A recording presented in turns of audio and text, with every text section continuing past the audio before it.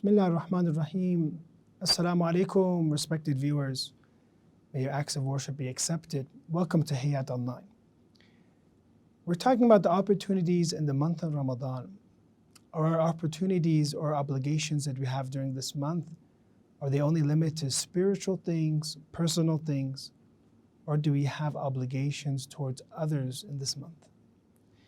Let's answer this question from reciting a famous dua, Dua 44 of As-Sahifa Sajjadiyya, attributed to Ali ibn Hussein alayhim as-salam. We read here, وَوَفِّقْنَا فِيهِ لَأَن نَصِلَ أَرْحَامَنَا بِالْبِرِّ وَالصَّلَةِ. Give us success in the month to tighten our bonds to kin with devotion and gifts, to tighten our bonds with one another, with our family members. Islam is not a religion of just spirituality, of just recitation of Quran and just worship. One of the most important acts that we have are the responsibilities that we have to one another, our social obligations. And this is how, when we look at the lives of the Prophet of Islam, when we look at the lives of Ahlul Bayt, we see how much did they strive to remove injustice, to help people out. How much did they strive to feed the needy, to help the orphans. So this is also a month of giving iftar. Those that even can give a little amount of iftar, even if it's splitting a date, they will have huge reward in this month.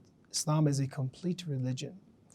So when you look at this dua and you understand that we do have social obligations, we do have to treat each other with kindness, but who deserves the most amount of kindness?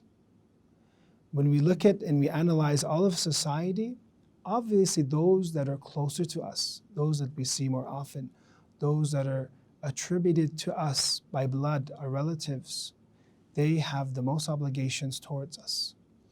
Everybody has, we have to help the entire world out. There's no doubt about that.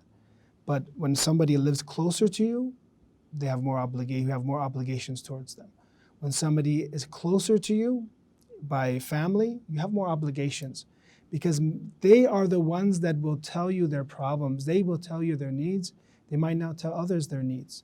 So if everybody takes care of those around them, the entire world will be taken care of, inshallah. So in this hadith, we are learning one aspect that Imam Sajjad alayhi salam is making dua to give us tawfiq of Salah Rahim, of being able to not sever our contacts with our family members. This is a sin. If somebody, even though they have family members that they might not like or they're rude to them, but we're still not allowed to cut away from them. We have instructions to reapproach those that have severed their ties with us. Now, does this mean you have to see them all the time? No, it does not mean that.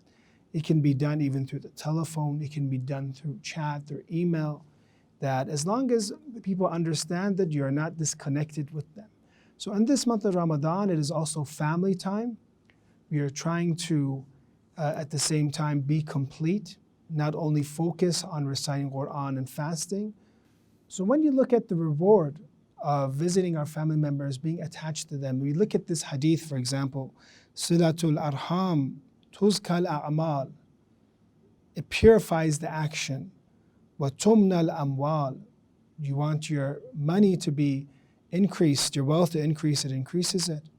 وَتَدْفَعُ الْبَلَاءِ, and it takes away and repels evil, and repels calamities from us. وَتُيَسِّرْ الْحِسَابِ, and it makes the account easier. وَتُنْسِئُ فِي الْأَجَلِ, and makes death come late. So these are main benefits that we have from connecting to our family members, seeing them in the most appropriate way, inshallah. Now, it might happen physically, or it might happen online, or it might happen in different ways. But what's important is in this Shahr Ramadan, also we reapproach our family members, inshallah. Keep us in your dua, and inshallah, you'll join us next time. Assalamu alaikum wa rahmatullah.